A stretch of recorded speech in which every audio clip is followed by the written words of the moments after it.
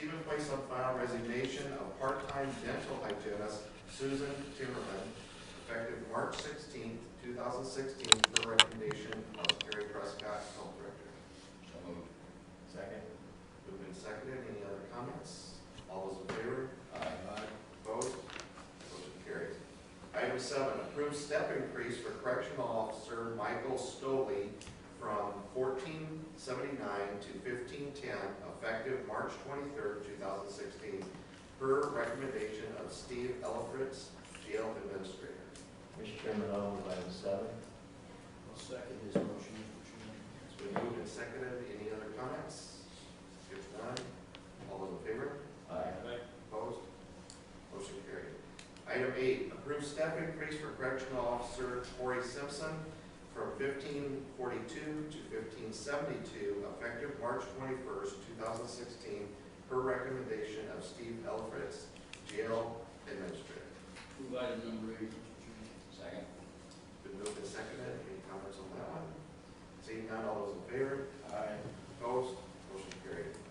Number 9 is Dan Lewandowski, Webster County Director of Veterans Affairs, to review Webster County Veterans Affairs Commission policy and eligibility guidelines. Dan? All right, my predecessor had a policy and guidelines established before I took the position. With the commission board, we have updated a little bit, and I wonder if you guys have it in front of you or not. You got something to do? Yeah. Okay. I think so. Basically, believe it or not, the state of Iowa and the federal government have two different definitions of a veteran. The state of Iowa does not consider peacetime veterans for certain benefits. Realizing that, I encompassed that into the new policy, page 1.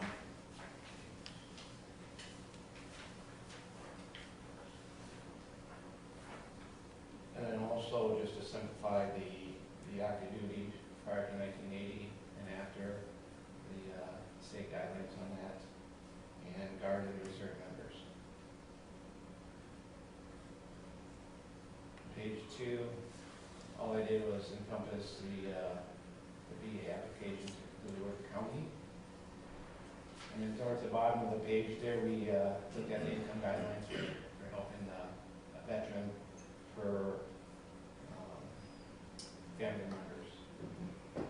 We upped that, for the first one was $950, we upped that to $1,200, and each two-person, three-person, we upped that to $200 each one. Then on page 3, we upped the rent from $400 to $500, and the burial from $1,100 to $1,500. And we did this, we want to just to keep you guys in the loop of what we're doing in our office.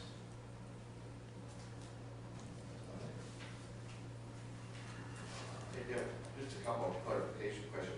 Burial, for instance, did we just bump that from 700 to, was that for veterans or was that for inmates?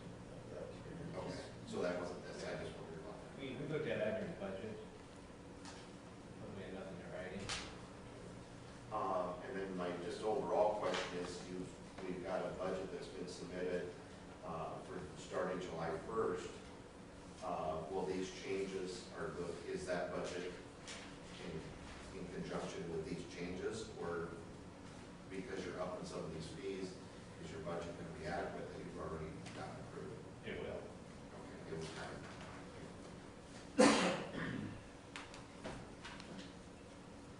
Anything else from anybody? Mr. Chairman, I do have a comment that I'd like to make with it, and that's after the 7.25 years roughly, or 7.3 years, your department has been blessed with good management, not only the director, but also the board as well.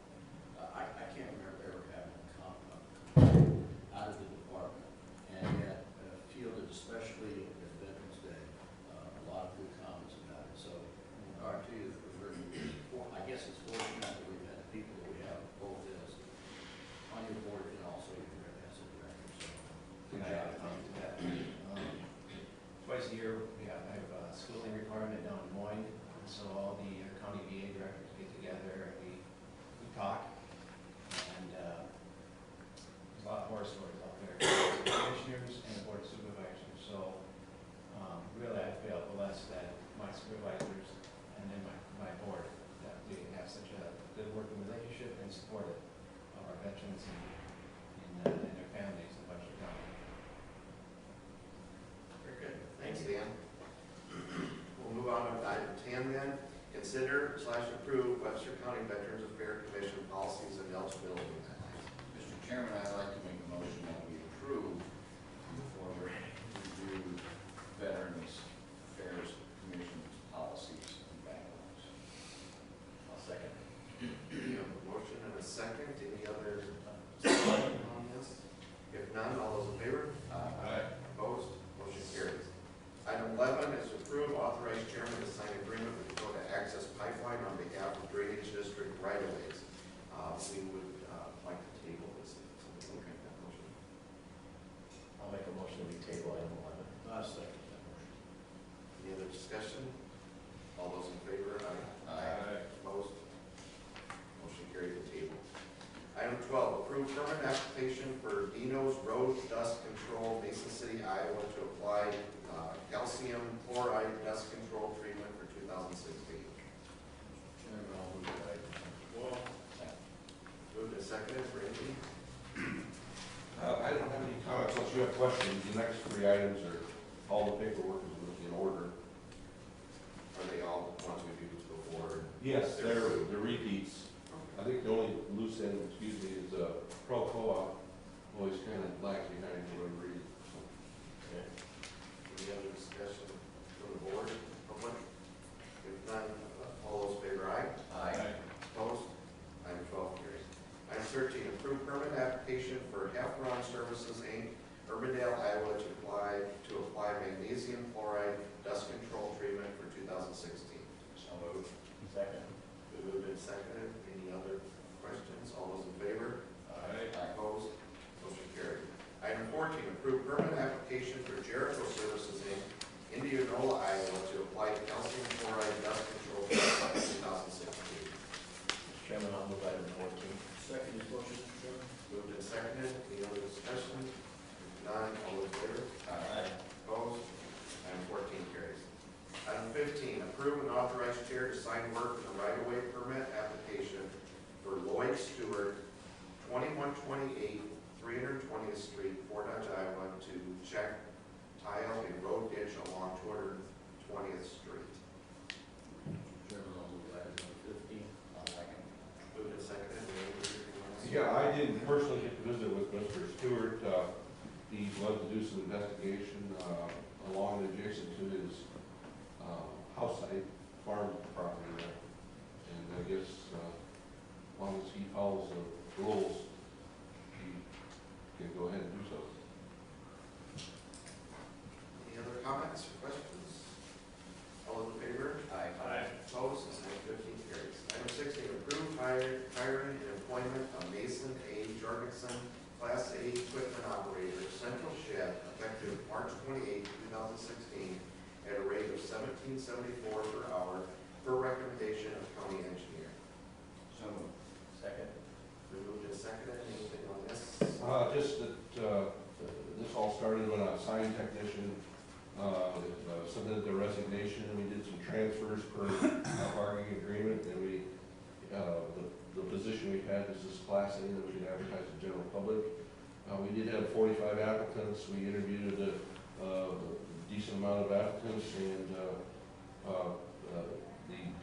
my road foreman Dale Anderson and I did the interviewing, and we're satisfied that Mason Jorgensen is going to work out well. Any other discussion? All in favor? Aye. Opposed? Item 16 carried. Item 17, approve supplemental agreement number 2 for professional services with Calhoun Burns and Associates for proposed secondary road department equipment repair and storage facility at 1950 225th Street. Mr. Chairman, I'll move item 17. Second is motion, Mr. Chairman. Been moved and seconded. Randy? Okay, we're working toward hopefully next few months. We hope that is the case anyway. My understanding is that we're gonna have a large building that will primarily be for equipment repair and equipment storage. We'll have a secondary building that will be, part of it's gonna be cold storage, part of it's gonna be heated for the sign department and for sheriff for evidence storage and so forth. And then we'd like to go ahead and pave the parking lot. And the remaining portion of the complex would include a sand salt bunker, a pretty large sand salt bunker with a cover over the top. And then other things would be like a refuge bunker we do a lot of picking up garbage in the ditch, and we haul it there, or sometimes we haul it directly to the landfill, but we usually do our runs and dump it in there. And so we want something presentable that we can do that with, and then we'll relocate the above ground diesel fuel storage tank from the existing site to this site. But I've kind of said it before that we need to proceed with the amendment number 4 to the renewal plan, and then borrow the appropriate funds. And how it looks to me, we could possibly have a levy by the end of May, based on the current schedule. So. Is there any other comments? If none, all those in favor? Aye. Opposed? Motion is so carried. Item 18, endorse and authorize county engineer to sign regional surface transportation funding application for road rehabilitation project on Route D20 between Route P59 and Hamilton County line in federal fiscal year 2020. Chairman, I'll move item 18. Second. Been moved and seconded. Yeah, the deadline for application, this deals with federal road funds, and these are processed by regions. We're in Region 5, and it consists of 6 counties. And Webster County is in line to utilize some federal funds. Probably the earliest would be 2020. So to try to project ahead what you think your needs are by that time, this is the project that we selected, and we've got a placeholder. So hopefully the funding will stay solvent, and we can bring this project to completion in 2020. Anything else? All those in favor? Aye. Opposed? Item 18 carried. Now is the time for citizen opportunity to address the board with items not on the agenda. Mr. Black? Yeah. Please. This is a question for Randy. What's happening out in Johnson Township as far as road graders and gravel road maintenance? You've had issues for the last 4 years, Right. and it's going downhill. Yeah, we are hauling material as we can right now. It's a little, the roads are still a little soft in the haul with heavy loads and so forth. But we do have, there's been some personnel changes due to resignations and transfers and what have you.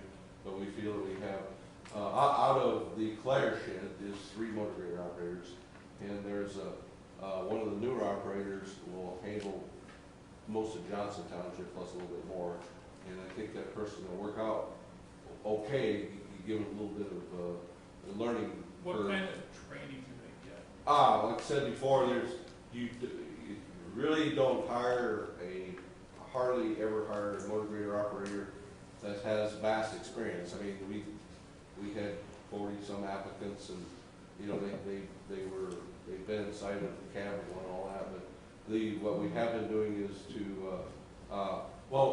right off the bat, he's running a machine, a Caterpillar motor grader. We got a Caterpillar John Deere. We did bring the person out of Des Moines, Ziegler Caterpillar, up to do a walk around with him and be with him for about half a day.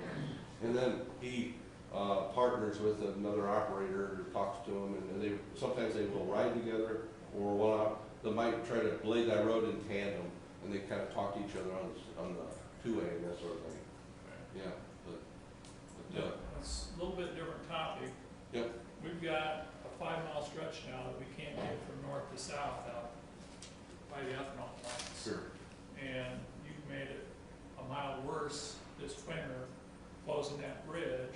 Sure. What's our plans there? The, that's on Fairbanks Avenue. There's 3 structures on that. The north one's the railroad that goes over Fairbanks, and then the one over Lizard is what had to be closed on December 17th because of, after the inspection and appraisal of the structure, they recommended we close the bridge. And then the south one that goes over the Canadian National. We are, there's some challenges with that structure whereby, number one, it's over 100 square miles drainage area, South Lizard. The bridge you're talking about? Yeah, the bridge over Lizard, or South Lizard that is closed is 107 square miles of drainage area. We have to meet DNR, freeboard, and backwater requirements and view and approval. They are backlogged, and I'm gonna ask for an hour order review, do that sort of thing. What has been worked out with the 2 farmers that can't get to their fields right now? I've talked to Lloyd Schreier and his son, but I have not talked to Bussey more recently. But I've talked to Lloyd Schreier, his wife, and just recently with Lloyd's son, who lives in Summers, I believe. And he and I spoke last week for about 10-15 minutes. So Yeah. you're having a conversation about that? He's comfortable and he gets crop in, but the issue is getting the crop out. Because, with the approvals and everything, it's gonna be difficult to get anything completed before fall harvest. So. And then, did you get any correspondence on Drainage District 69 on the repairs that were done in upper? We will have a meeting on that in 2 weeks. You should get notified, and we're gonna try to, I told her this morning, to do something before you guys get the deal, so you should be setting something up in the next 2 weeks. Thank you, Barry. I might add on the bridge on Fairbanks, I mean, when we had an adequate amount of information prior to, maybe on the same day as my 5-year construction program has to be submitted to the DOT on or before April 15th, so like April 12th or before, we could have maybe a informational meeting or I don't know, a public hearing or informational meeting about that whole 5-year plan plus this structure. Should go a little bit more than another 30 days, but I won't know a lot more, but a little more of where we can tend. So, Barry, just to back up and address that meeting, Doreen has it scheduled for 2 weeks on the 29th after this board meeting at 11 o'clock here at the supervisor's office. She just put it on. Okay. Real quick question, Randy, on that. So you're saying here shortly, you're gonna kind of give us an update on the 5-year plan and everything, because that stretch of road, we have 3 problems on. We've got the major one that's right.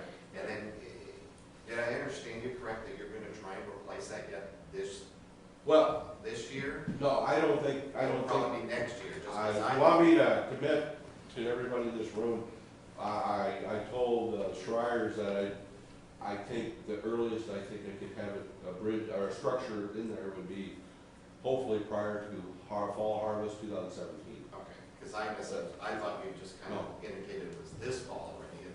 It's because, and if I will say if it wasn't for the 100 square mile and getting the DNR involved, I think we could do a lot of things a lot quicker.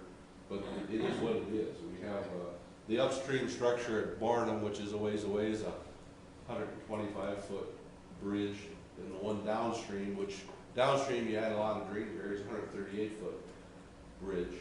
And right now we're looking at, we think this is 130. I think when I had a report to you, I said up to 150 foot. But I think this will be a 130-foot, 3-span bridge. And we are looking at non-traditional options for that big drainage area. I did bring up precast box culverts. They do fabricate those 20 to 24 feet but you might have to put 4 of those in, and then you gotta be concerned about, we have to have the, like it or not, we have to have the DNR sign off, because it's over 100 square miles. Well, I appreciate that, I just want to clarify that Yeah, I for agree. the, for the neighbors out there, that Yes. 17 a year that you're talking about construction. Right.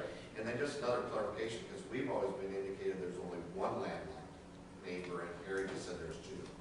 Well, it's, I'll briefly comment on that. It looks to us like Bussey. But Bussey, I think, gives permission to access part of his land Yeah. from Schreier's. Okay, Based on the aerial in low water conditions, it looks like you can drive through the lizard, but that would be special low water conditions. I just wanted that a little clear, because we'd only been talking about the one owner, and the others from areas and stuff that look like they can come through other people's land to get right.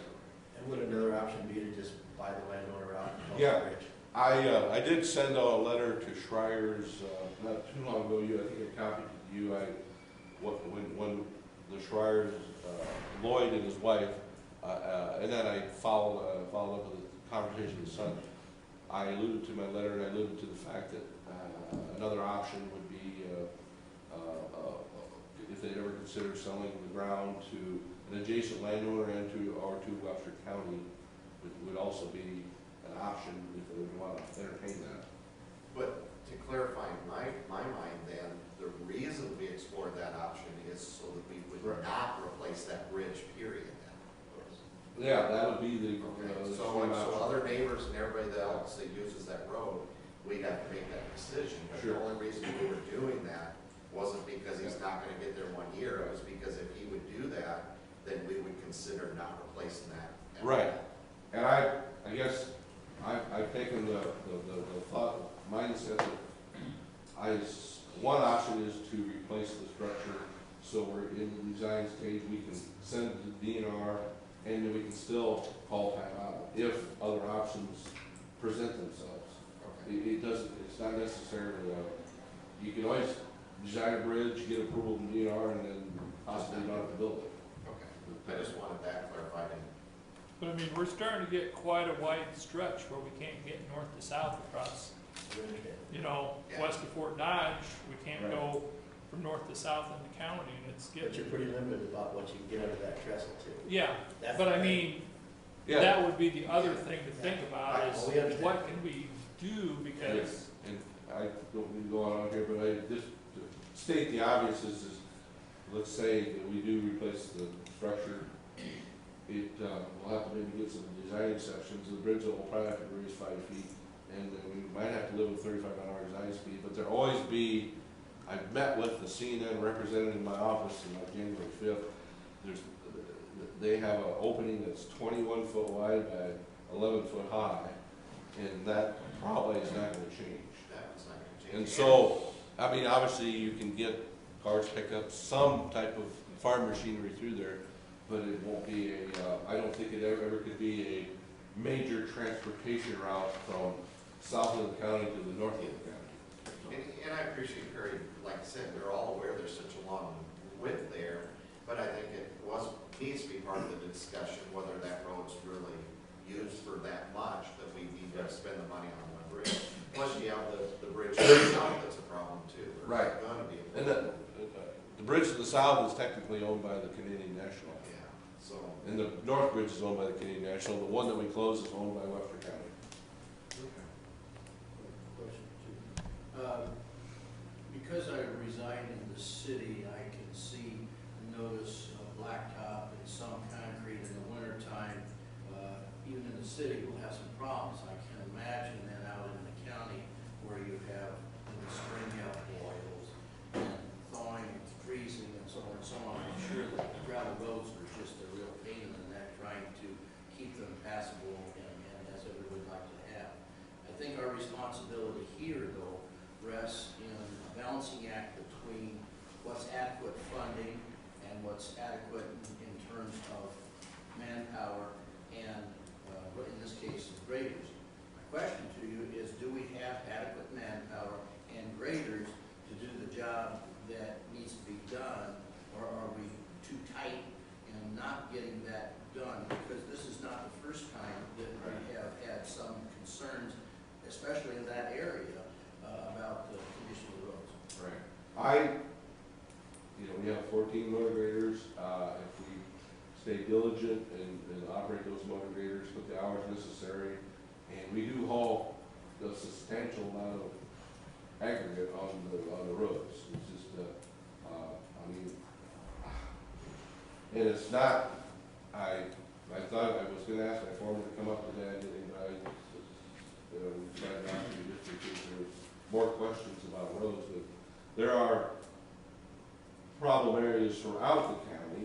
I will acknowledge Johnson Township needs to, to be improved a little bit more than those other areas, but there's a combination of just the freeze thaw and the erosion build out of the farm soils, and you try to drain them as well as you can, but then we also have there's quite a few livestock facilities. Just a cattle setup was built about in the middle of 2 miles away from where where this operator operated, and he's using most direct route is 2 miles of granular roads that is just taking a tremendous beating. And I respect the livestock people have to get from point A to point B with servicing their herd and all that, but it's challenging. I don't care if Webster County or you pick the county, it's challenging in February because of the weather, March type weather that you can, I don't know if you can build any unpaved road to a level that withstands a lot of heavy traffic. Grain hauling, we have out of grain contracts and that sort of thing. But to answer your question, I believe we do. We're on the side of, I always say the word lean. We're on the side of being lean. We used to have up to 53 road employees. Now we have 38. And What concerns me is when you have a member of the silent majority that usually understand and usually let it go and say, it's going to get better tomorrow and the next day, and yet it doesn't. And that hopefully is not the case here. Right. And ultimately, again, we're not called to task because we're not getting enough manpower and equipment out there to do the job. That, again, should be our concern here. So, okay, enough for yeah, there's no guarantees in life, but another gentleman was here a few weeks ago. There's going to be a concerted effort to improve roads, specifically in Johnson Township.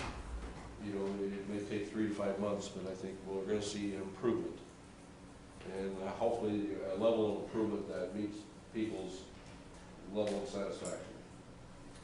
Okay, anybody else from the public? Take long, Randy. Hi, Dennis Jones, I'm representative of the Coleman District, and we are having a major problem. And we had a couple meetings with people in the neighborhood, and they come up with the idea that we've got to get something done with our county, or our trustees for our sewer. So we had a meeting on February 2nd, and we explained that the vote must be registered and all this. And then we had another one on the 24th. We trying to find out whether these people are bonded, because we talked to one of them and he said he doesn't know nothing about what's going on. And we're trying to find out if they're not bonded, then basically they shouldn't be on the job.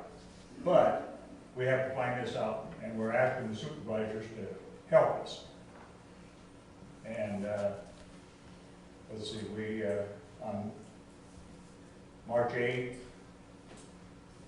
we talked to the board member before ending the duties on Webster County Auditor's Office, required by 35810. Paperwork has not turned over to Dooley Building and not generated for the payment of fees of Coleman District. This is what we were supposed to send to the landfill for their leachate pumping, and these people here send no bills, so we we figured out roughly over a 2-year period, we've lost $7,200.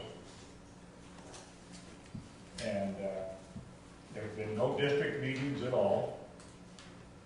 We've had phone calls, residents were never returned. Tax reports, as far as we understand right now, hasn't been turned in. And if the people got so bad that our elected secretary that we elected in, she resigned because of the total conflict, and we don't know what's going on. We don't know if we got any money, we don't know if we have any security, and we're asking the supervisors to help us find out. Or replace them, whatever it takes to get something done. This has been going on for almost a year and a half now. Just this last cause. So, you want me to ask you guys, and Keith, he's talked to one of the representatives. We put this on the agenda for next week, talk about it. What's the deal, how do we do this with this? What can you do? We obviously Because- can't discuss it today because it's not on the agenda. No, but So we he's can- asked, auditor keeps getting drug into this, and auditor keeps telling what needs to be done. We went to great lengths to get this reorganized a couple of years ago. My duties do not include babysitting. I understand, this is why we're here. We have 23 townships that levy budgets and collect taxes. We have 3 benefited fire districts. We got 2 sanitary districts. One, we absolutely have no problem. They function well with the trustees they have. I don't know your neighborhood problem with electing these trustees seems to be where the problem is.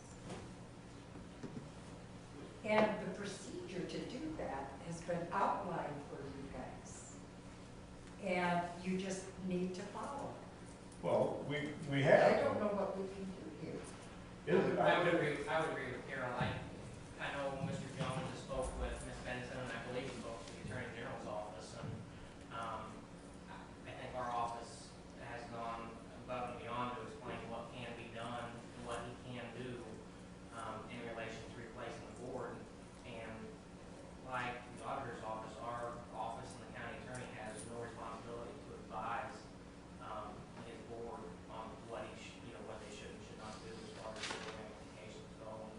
And we've repeatedly told that to Mr. Jones, so I don't know what else could be done. Is there anything that says it comes back to us for increase? And that would be my only question. If there's something that says that citizens or somebody can come to the board of supervisors and make corrective action, then bring it to us. Otherwise, we don't have anything right either. So These districts are established by direction of the Board of Supervisors. They petitioned the board to do this originally in the 50s, the 60s, 70s, whenever this district was established. And then it becomes their own taxing entity, just like the township, just like Savage Sanitary. There's even a Coleman Water. or really anybody, a city or anybody has their own problems and they gotta deal, is the basic bottom line, they've gotta deal with their own And problems. they're the authority We for can't that. correct it. Right. And as far as legal counsel goes as well, I mean, I believe Mr. Jones has been told that if they have issues, legal issues that they want to address, the district in and of itself needs to obtain legal representation. Which also, we just had that meeting with trustees and stuff, that they're aware, if they have a problem, they've gotta get their own counsel. Well, I guess that's just my only comment, is if there was something that was required of us to take action or something, then it could come to us on an agenda. There is a law, give a copy of it to Keith, we couldn't find it right away, stating the fact that in some situations, you guys must take over, must take responsibility, either appoint trustees or eliminate the trustees we have. And I know, I guess if we're that's not the law, supposed to discuss yeah, we these can't- things like this,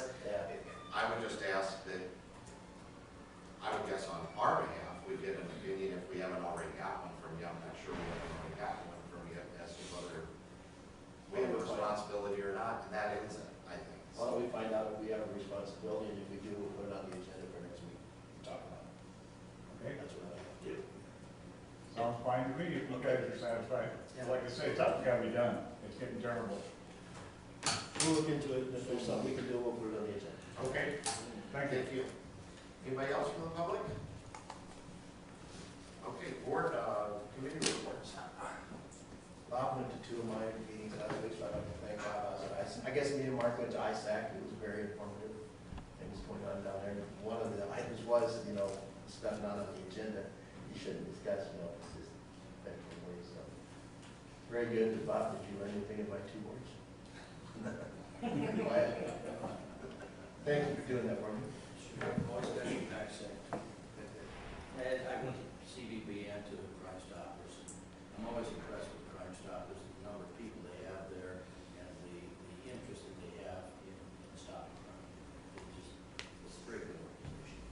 CVB is blessed with a little bit of money these days and is active behind the scenes supporting various groups coming into the community.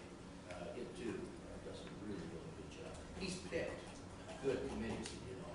He needs some of the others, of course, for me. Well, speaking of good committees, I attended the Lincoln Families Communities board meeting on Thursday. And for those of you who are not aware, this is an agency that oversees early childhood development funding. And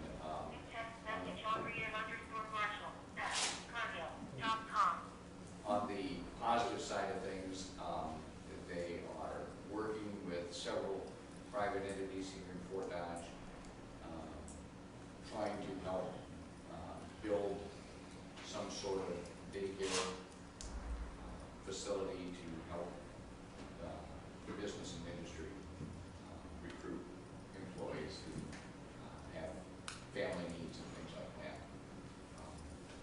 On the negative, I would say, as I expressed my frustration at how they seem to have this idea that early childhood intervention is going to solve all the world's crises and problems. And so for evaluations, we're looking at things that, man, you can't apply a direct correlation with. I mean, early childhood development and then seeing what it does to the crime rate, that's kind of a stretch. And I let my dissatisfaction be known that, we need to have benchmarks that we can evaluate that are more directly related to the services we're providing.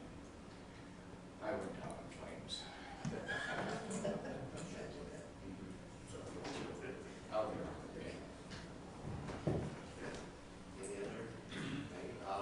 Forgot to tell everybody, Mark Campbell's in Washington DC. We traded him for a box of cookies, so we got a good deal. We got a good deal. So Very effective. anything else from Well, anybody? we did have a new assessor.